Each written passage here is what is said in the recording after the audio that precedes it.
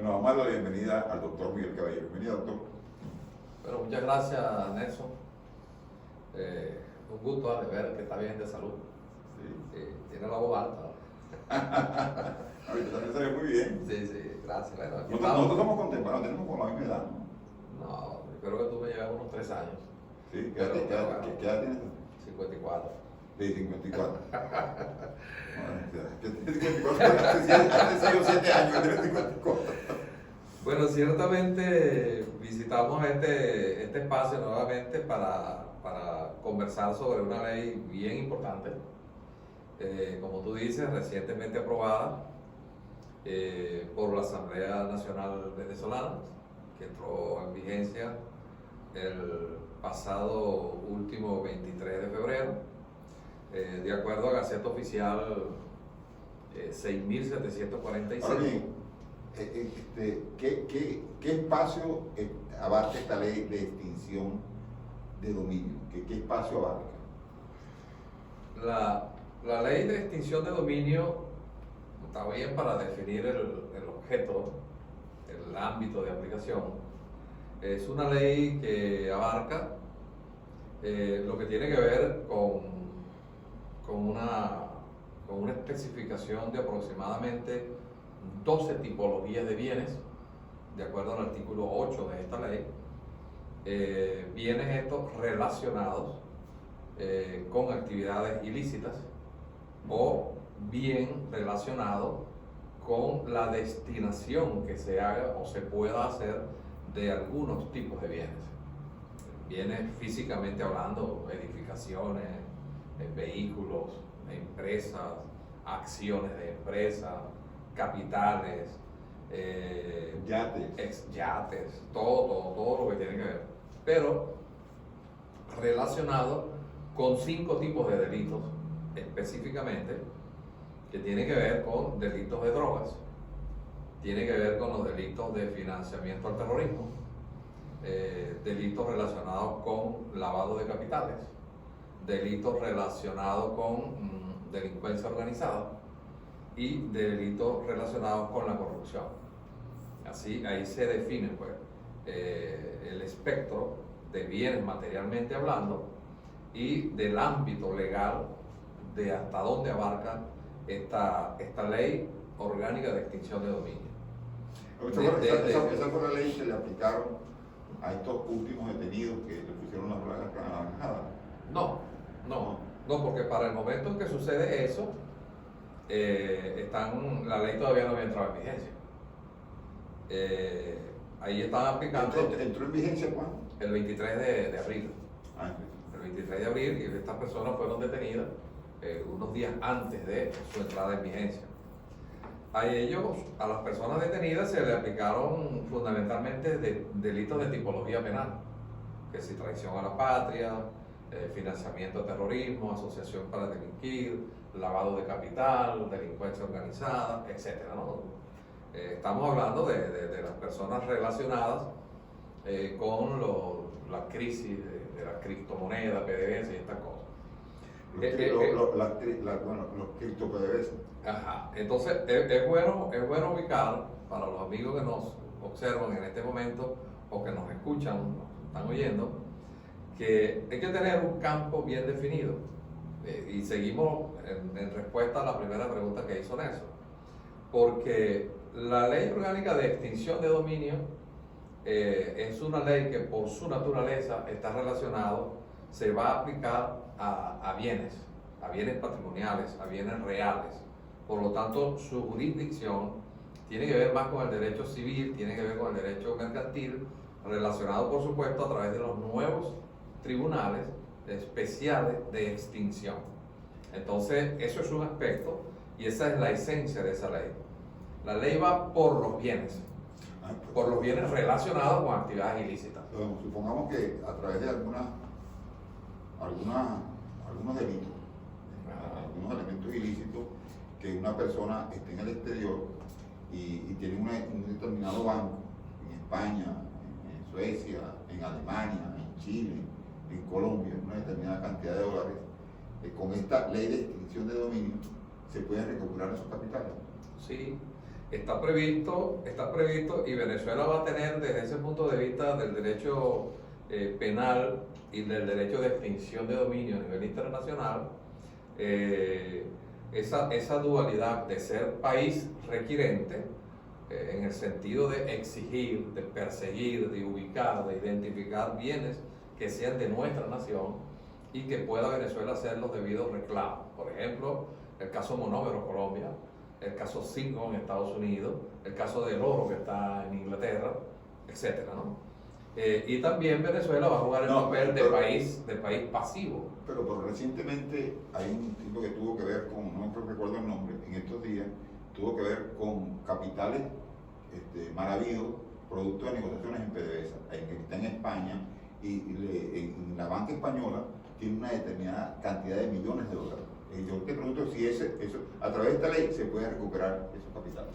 Sí, desde ese punto de vista, sí es cierto, salió en estos días, fue aprendido una persona a la que se relaciona con Rafael Ramírez, o con personas allegadas al exministro de Energía y Petróleo, y ciertamente, pues siendo PDVSA la víctima, en este caso de comprobarse esto, obviamente que Venezuela como Estado propietario de esos bienes puede hacer la reclamación para que eso no solamente de ese personaje, sino de cuánto corrupto haya habido y existe, que se pueda precisar esa procedencia ilícita o una procedencia relacionada con actividades ilícitas, es decir, lo que nosotros como escritorio jurídico, Cabello y Cabello Consultores hemos venido definiendo, donde haya un capital manchado, donde haya un capital envenenado, que sea propiedad de nuestra república, el Estado puede actuar para recuperar esos bienes y que se aplique la ley de extinción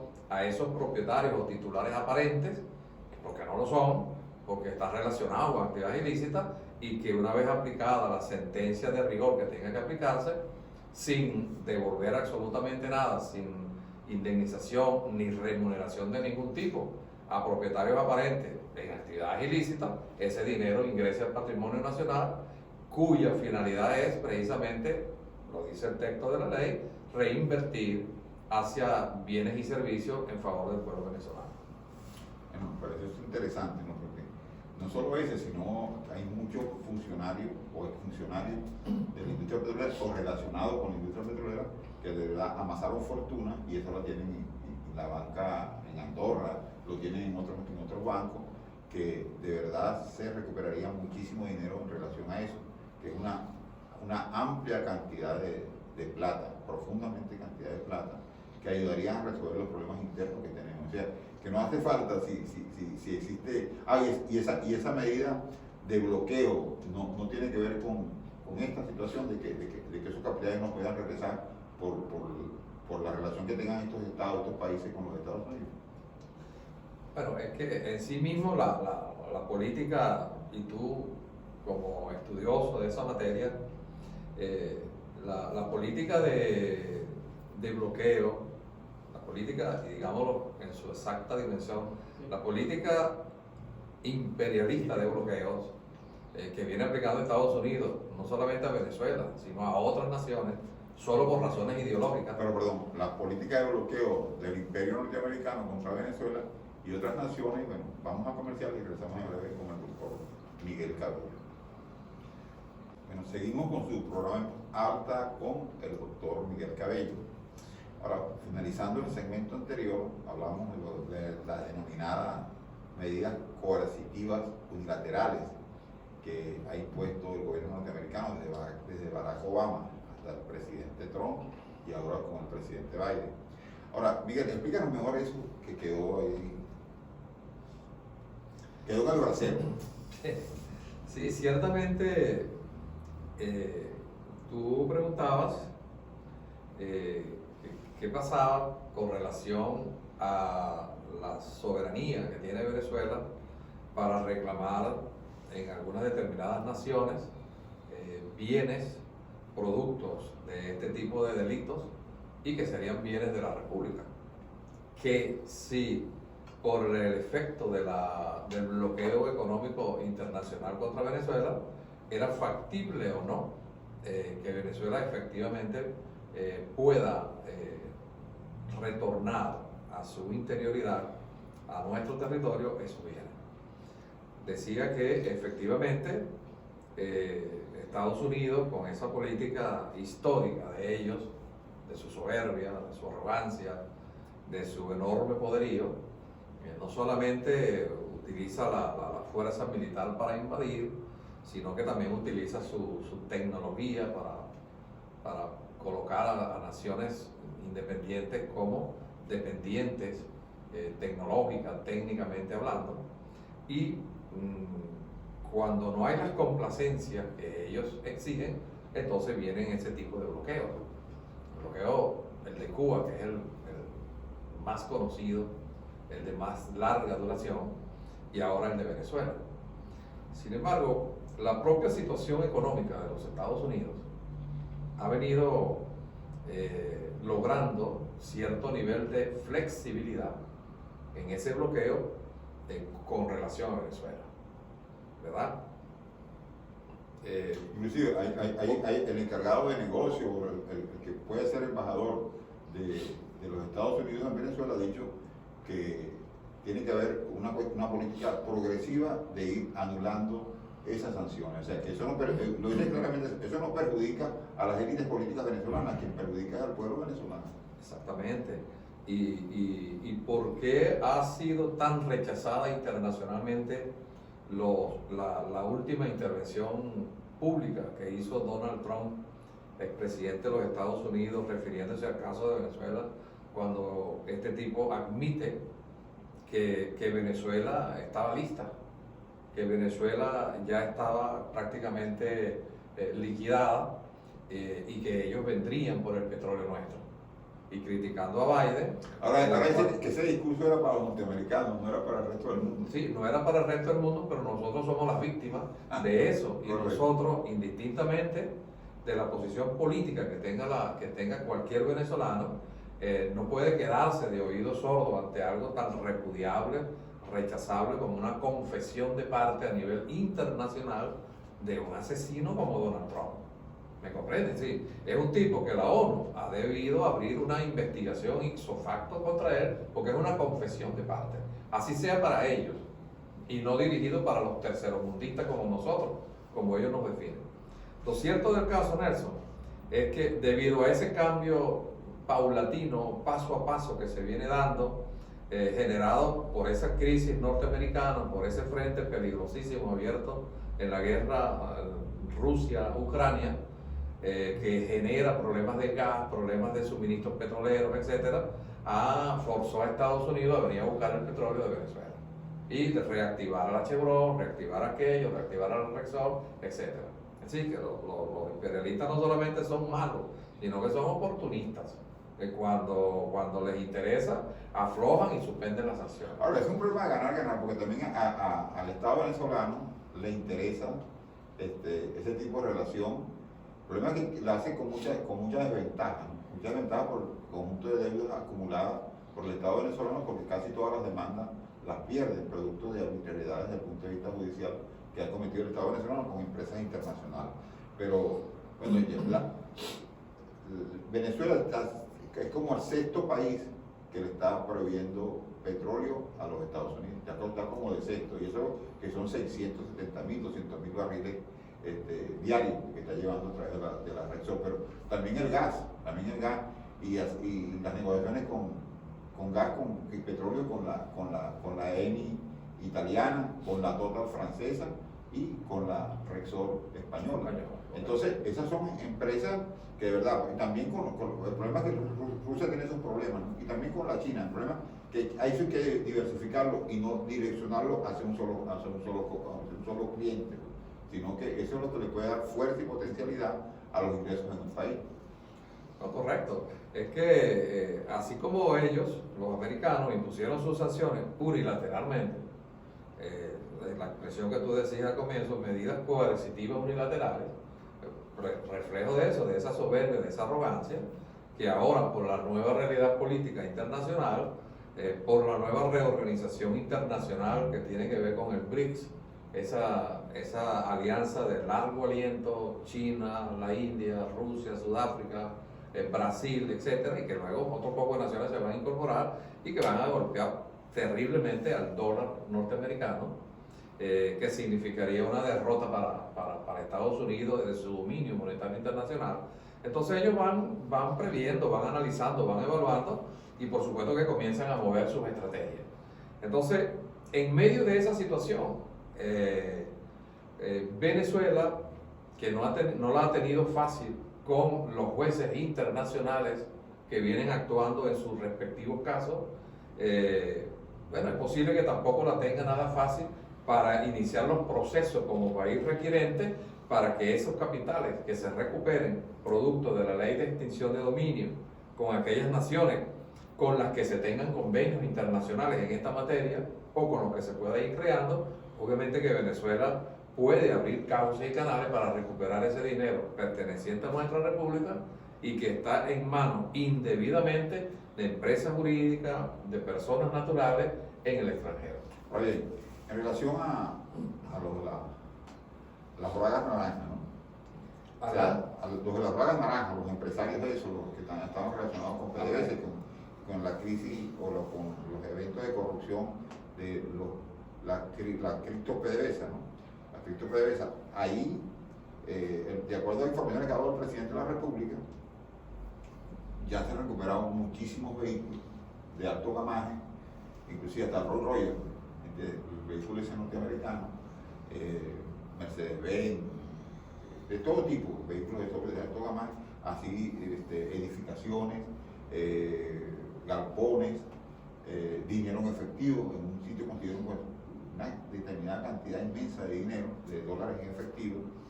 Bueno, entonces eso de una u otra forma ha dicho el presidente de la República que eso va directamente al pueblo, ¿no?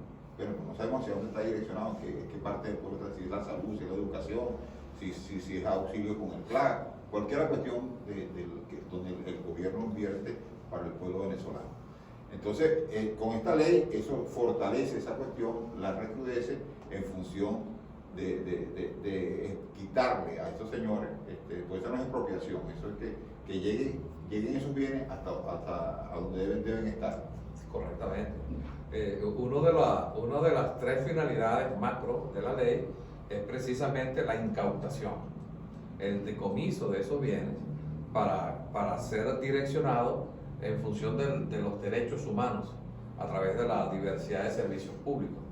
Precisamente ese es uno de esos propósitos y que por eso te decía, en Venezuela la lucha contra la corrupción, por hablar solamente de esta única o de esta ley de las 5 tipos de delitos que son perseguibles de oficio por esta ley de extinción, ha sido muy difícil, muchas complicidades para afrontar, para abordar, para desarrollar y ejecutar una política de saneamiento de donde se imponga la moral, donde se castigue el crimen del delito de corrupción o de lavado de capital, del narcotráfico, etcétera, etcétera.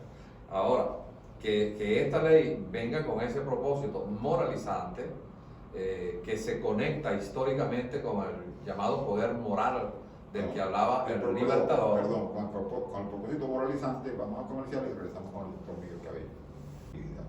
Esa ley no tiene alcance para que los antiguos propietarios de esa empresa puedan recuperarla y ponerla al servicio del desarrollo económico del país.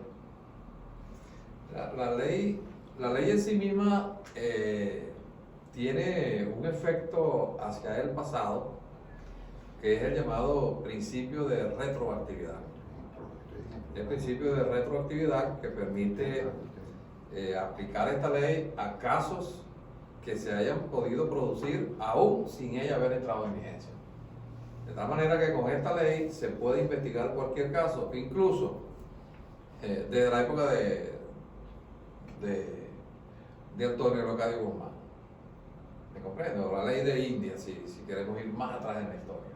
¿Por qué? Porque, bueno, ella es aplicable a cualquier tipo de hecho. Todo lo que enseñaron los españoles, nosotros podemos regresarlo por acá. Pero no sé si tan así, pero como la ley activa este principio, lo que se llama en el derecho como el efecto ex tunc hacia atrás, entonces sí puede ser aplicable a a cualquier elemento, a cualquier circunstancia, a cualquier hecho, donde se presuma que ha habido hechos irregulares y que haya afectado bienes, precisamente bienes incluso de nuestra nación, y que Venezuela, a través de un proceso judicial, donde el tribunal competente vaya a aplicar la extinción contra esos antiguos propietarios aparentes y que esos bienes pasen a nuestra república. Ahora, aquí hay un tipo de sujetos, que son los denominados terceros de buena fe.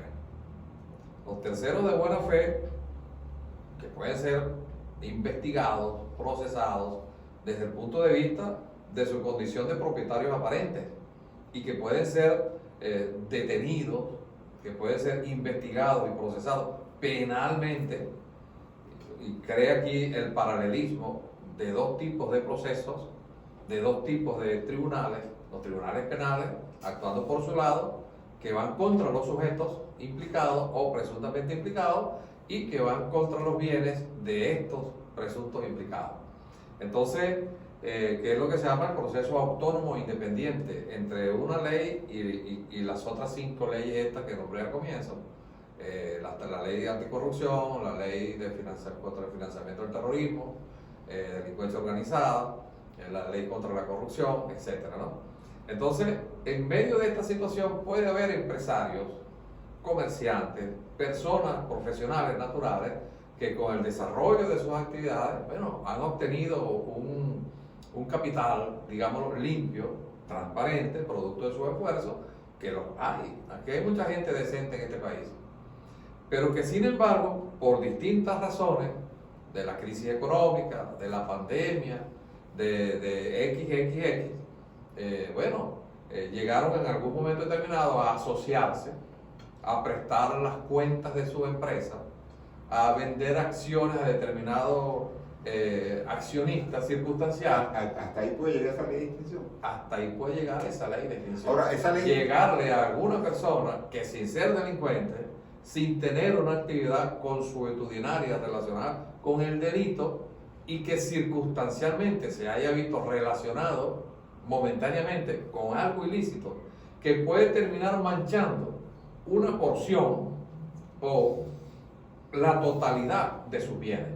La ley de extinción puede ir contra esos bienes. Ahora, esa verdad es una ley bien fregada, pues, para no decir con otros términos, bien jodida, ¿no? Es correcto. Ahora, es delicado, sí, es delicado. Ahora, y por eso nuestro mensaje a esos propietarios honestos, a esos empresarios honestos, a que estudien la ley, a que se asesoren con relación a la ley, a que le pongan interés a su patrimonio, que es el patrimonio de sus hijos, de sus nietos, porque en alguna investigación pueden aparecer incursos. Ahora bien, ¿y esa ley de extinción de dominio tiene acción penal? No, Ahora, ley... si se comprueba que cometieron delitos, que hicieron esto, que robaron, que agarraron cosas robadas y toda esa cuestión, ¿por qué no tiene acción penal? Si se están apropiando algo que no es de ellos. No, está bien, pero la ley, su naturaleza es patrimonial, es sobre bienes reales. Y obviamente el juez que esté conociendo de esa materia, que son jueces especiales, que se crearon de conformidad con la disposición transitoria número 3 de la ley, y fiscales nacionales especiales que se creó con ocasión de la disposición transitoria de esta ley, la tercera, o cuando se trate de eso, que un juez, un fiscal especial están investigando y se demuestra que efectivamente esos bienes sí son ilícitos, sí están conectados con actividades ilícitas o van a ser destinados a la misma, obviamente que este juez declinaría y ordenaría la investigación respectiva al juez penal correspondiente de acuerdo al delito. Si es droga, con fiscales de droga; si es lavado de dinero, bueno, con los fiscales especiales en esa materia; si tiene que ver con corrupción, con los fiscales especiales de corrupción y los jueces penales respectivos de los circuitos penales ordinarios de nuestro país. Y en este caso, con esta ley, ¿operaría la policía anticorrupción o hay una policía especial que se crearía con la ley? No, pueden seguir operando la policía anticorrupción y operarían las policías normales que forman parte del sistema auxiliar. Pero fíjate tú un elemento importante en eso. En la investigación que está en manos del Ministerio Público, que puede actuar de oficio o por denuncia que pueda hacer algún colaborador que tiene información de que tal empresa, tal comerciante, hay bienes, hay vehículos que son de dudosa procedencia, etcétera. Entonces ahí puede actuar el organismo policial que el Ministerio Público determine. Puede ser la comisión, la Policía Anticorrupción, puede ser algún otro órgano de policía, CONA, SEBIN, en fin, eso lo determina el Ministerio Público. Pero las actuaciones de esos cuerpos policiales que están actuando de manera auxiliar en la investigación es tan fuerte, la ley les permite que ellos mismos puedan direccionar directamente ante el juez respectivo. Yo creo que bueno, una pregunta iba a hacer, esa ley tiene alcance a cualquier gobernador activo o que no tenga el cargo, a cualquier alcalde, a cualquier ministro que se haya apropiado indebidamente de bienes y los ostente él o algún familiar. Claro. Es que te estoy diciendo que la ley, con la aplicación del principio, artículo número 6 de la ley, el principio de retroactividad puede ir, todo depende de que se hagan las respectivas denuncias o que de oficio el Ministerio Público diga, mira, este gobernador, este alcalde, este diputado ganó de acuerdo al ingreso que tenía tal cantidad de dinero. Por ejemplo, hay un diputado, pero ostenta. Perdón, hay un diputado que estaba, hace 15 años no tenía nada, ahora tiene un circuito de radio. ¿Cómo alcanzó ese circuito de radio? El problema es que quede un minuto para que te despida el programa. Justamente, el problema es eso, que cuando hay una desproporcionalidad entre los ingresos lícitos de ese funcionario y los bienes que detenta, esa desproporcionalidad es motivo para la investigación. ¿Comprendes? Sí, la ley es jodida, como tú dices. Bueno, entonces, y es contra los corruptos. Correcto. Bueno, para que te despida, Miguel. No, bueno, gracias, Nelson. De verdad que me alegra que estés bien, que estés en alta voz y que esa voz esté firme y como siempre, en defensa de las comunidades del norte y de todo el estado de Anzoátegui. Bueno, muchísimas gracias al doctor Miguel Cabello, muchísimas gracias a nuestros televidentes, agradecemos el trabajo de los camarógrafos y camarógrafas, de los trabajadores de máster y los directivos del canal que hicieron posible que En Voz Alta esté en sus hogares.